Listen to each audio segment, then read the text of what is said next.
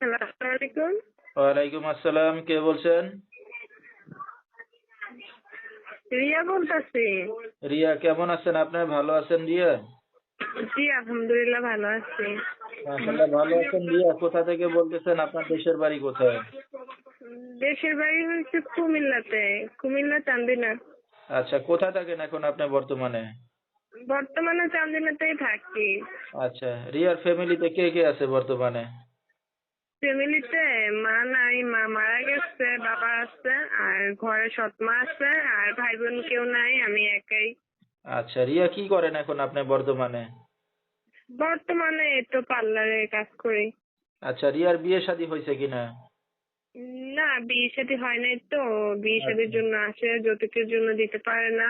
তো নিজের মা নাই তো, ঘরে সৎ মা আছে, তো সৎ মা অনেক অত্যাচার করে। সেই জন্য আর এই এরকম যৌতুকও দিতে পারে না, বিয়েও হইতেছে না। আর আচ্ছা, বাবা হচ্ছে অনেক বয়স্ক মানুষ, তো এরকম বাবা একটা কাজও করে না, কৃষি কাজ করে, মাঝে মাঝে রিক্সা চালায়, এই আর এই। আচ্ছা, ঠিক আছে। তো দর্শক শুনতে থাকুন আজকে রিয়ার জীবনের গল্পগুলা। ধৈর্য সহকারে ফুল ভিডিওটি দেখলে মোবাইল নাম্বার পেয়ে যাবেন। সরাসরি যোগাযোগ করতে পারবেন রিয়ার সাথে। তো রিয়া, এখন যেখানে আছেন আপনাদের নিজেদের বাড়িঘর না বাসা ভাড়া নিয়ে থাকেন? না, নিজেদের বাড়ি ঘরে এখন থাকি না, বাসা ভাড়া করে থাকি।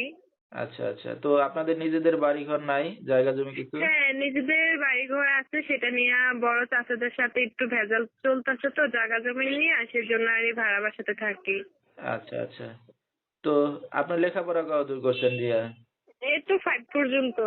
আচ্ছা, লেখাপড়া বেশি করতে পারেন নাই। তো না না, আপনার তো লেখাপড়া বেশি করতে পারি নাই। আচ্ছা, আচ্ছা। তো কাজ বাজ করতেছেন কতদিন ধরে? কাজ বাজ করতেছি আজকে, এই তো 1 বছর হয়ে আসছে। আচ্ছা, তো পার্লারের কাজ পারেন সব?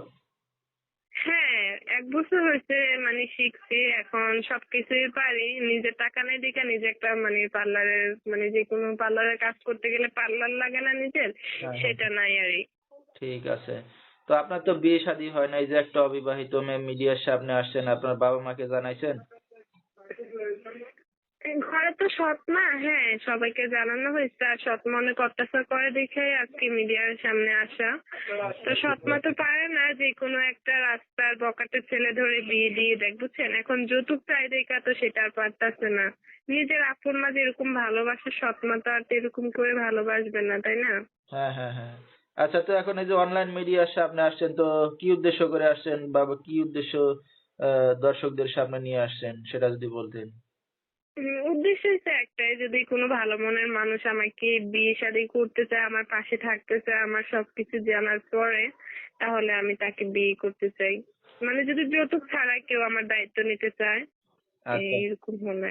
তাহলে আপনি রাজি আছেন যৌতুক ছাড়া চাইলে? হ্যাঁ হ্যাঁ, যদি যৌতুক ছাড়া ভালো একটা মনের মানুষ আমার দায়িত্ব নিতে চায়, পাশে থাকতে চায় সারা জীবনের জন্য, তাহলে আলহামদুলিল্লাহ আমি রাজি আছি, কোনো সমস্যা নেই। আচ্ছা, তো আপনার সাথে দর্শক ভাইরা কিভাবে যোগাযোগ করবে এখন? এই তো যে ফোন নাম্বারটা দিয়ে কথা বলতেছে, এটাতে ফোন দিলেই পাবে। আচ্ছা, ঠিক আছে। নাম্বারটা আপনি বলতে পারবেন রিয়া? না, নাম্বারটা তো এখন বলতে পারবো না। এই নাম্বার যেটা দিয়ে আমি কথা বলতেছি এটাতে ফোন দিলেই তো আচ্ছা, পাবে। ঠিক আছে। তো দর্শক, আমরা শুনতেছিলাম রিয়ার জীবনের গল্পগুলা বিস্তারিত জানতে এই নাম্বারে যোগাযোগ করলে রিয়াকে পেয়ে যাবেন।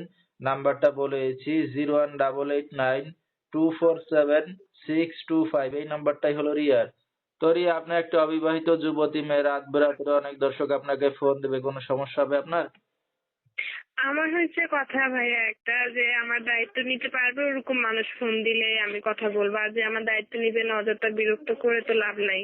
দর্শকদের কাছে একটাই কথা, যারা দায়িত্ব নিবে না, ফাজলামো করতে ফোন দিবে, তারা যেন দয়া করে এই নাম্বারে কল না দেয়। আর যারা দায়িত্ব নিতে চায় তারা ফোন দিলে অবশ্যই ধরবো, ধরে কথা বলবো।